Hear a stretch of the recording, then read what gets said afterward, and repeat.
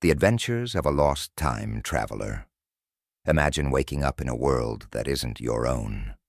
The air hums with an unearthly energy, the sky glows in colors you've never seen before, and the people stare at you like you don't belong.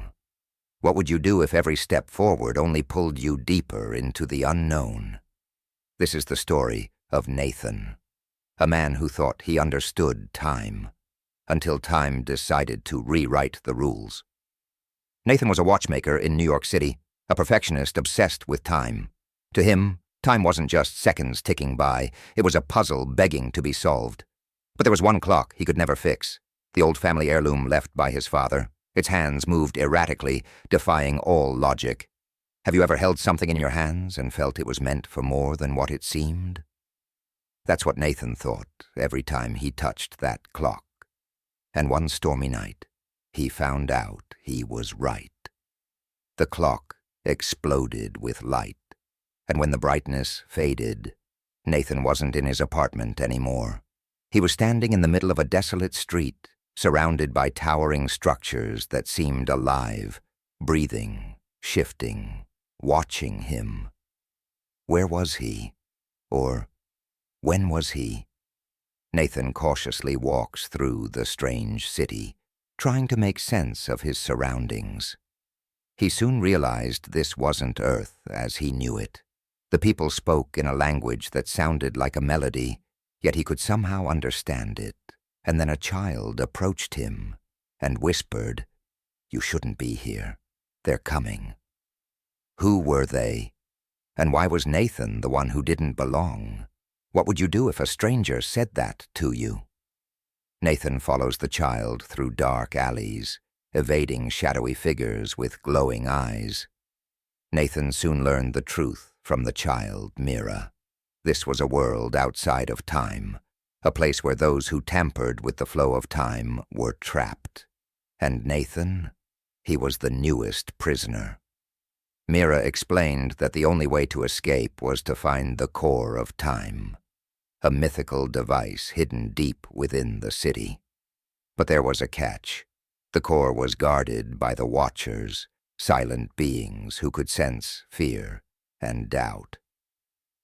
Mira says, "We have to leave before they find us." With every second, the Watchers closed in. Would Nathan's obsession with time be his salvation, or his doom? Nathan and Mira venture into the city's heart, navigating mazes and traps while evading the Watchers. As they reached the core's chamber, Nathan faced his greatest challenge yet. The core wasn't just a machine.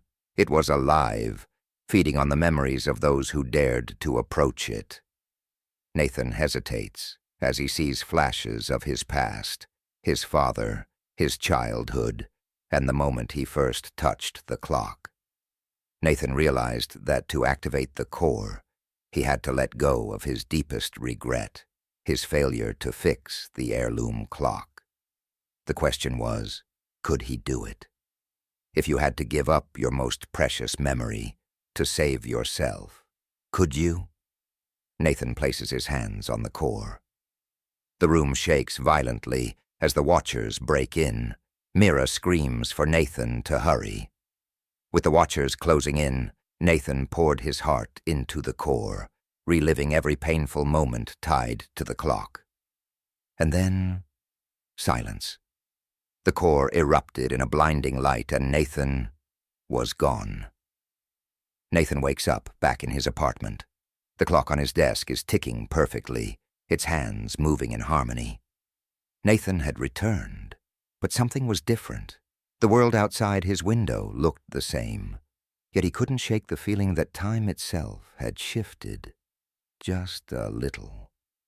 Nathan stares at the clock, and as he stared at the clock, its hands spun once, as if to say, this wasn't the end.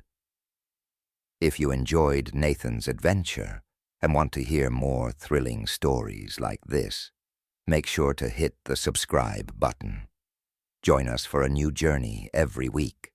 Stories that will ignite your imagination and help you master English along the way. Don't forget to like, comment, and share. Who knows? Maybe next time, it'll be your story we tell.